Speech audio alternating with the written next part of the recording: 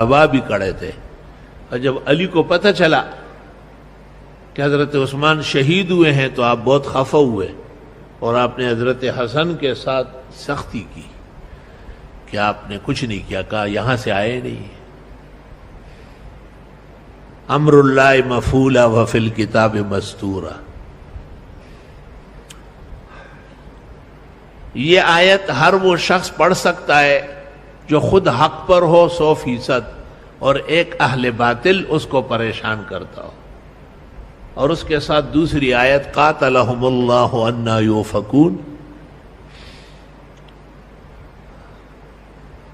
اور تیسری آیت سورۃ احزاب کی وَكَفَى اللَّهُ الْمُؤْمِنِينَ الْقِتَالَ۔ یہ تین آیتیں کسی ظالم کے خلاف صبح و شام پڑھی جائے، اللہ اس کو کیفر کردار تک پہنچا دے گا۔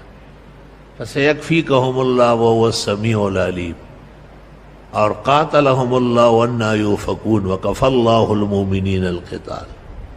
لیکن یاد رکھنا، خلاف محل استعمال کرنا گناہ ہے۔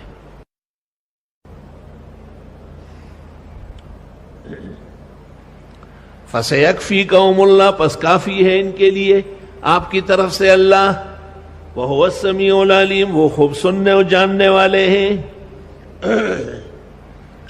کہتے حضرت عثمان کی شہادت کے وقت یہ آیت تلاوت ہو رہی تھی، اور یہ آیت رنگین خون سے عجائب گھر میں مصر کے موجود ہے، ترکیہ میں بھی۔